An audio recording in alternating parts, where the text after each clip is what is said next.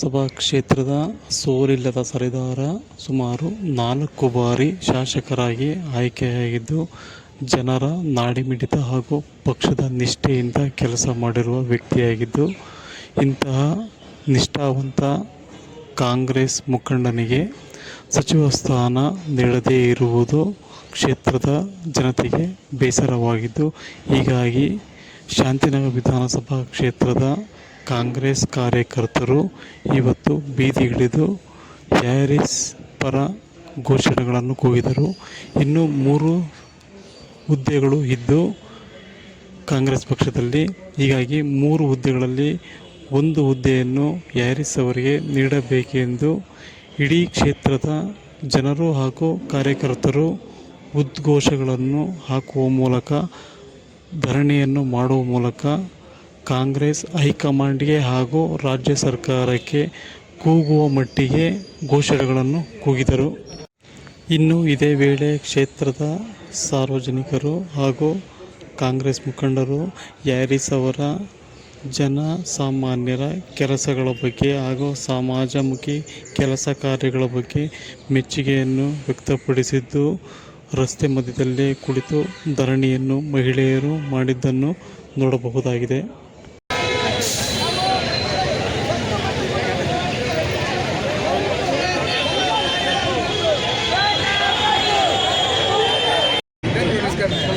ಇದೇರಿ ಅಣ್ಣ ಸರ್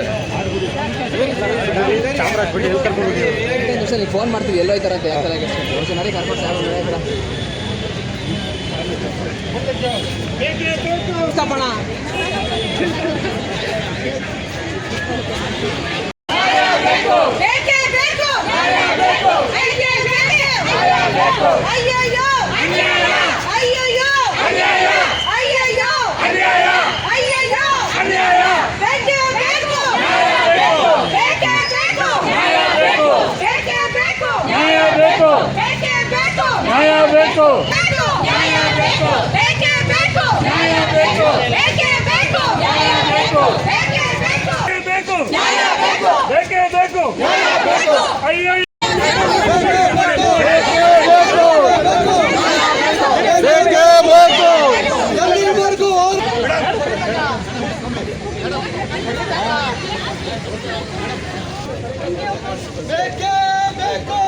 ಒಳ್ಳೆ ಒಂದು ಮಿನಿಸ್ಟ್ರಿ ಕೊಡಿ. ಯಾಕಂದರೆ 4 ಸಾರಿ ಸತತವಾಗಿ ಗೆದ್ದಿದ್ದಾರೆ.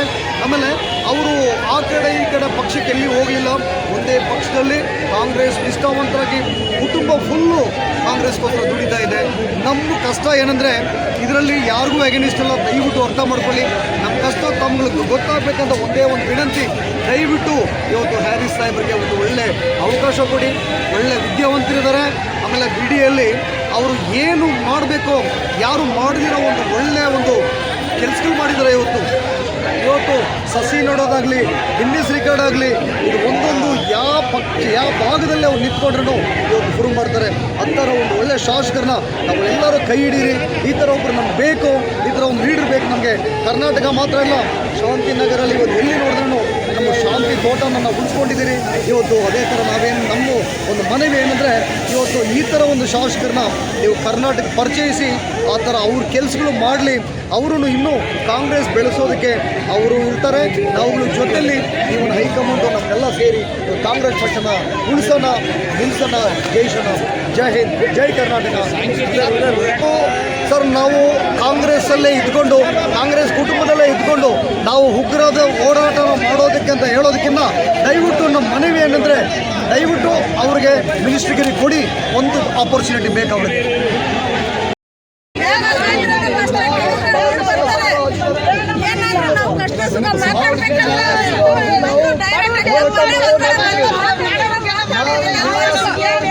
ಹೋರಾಟ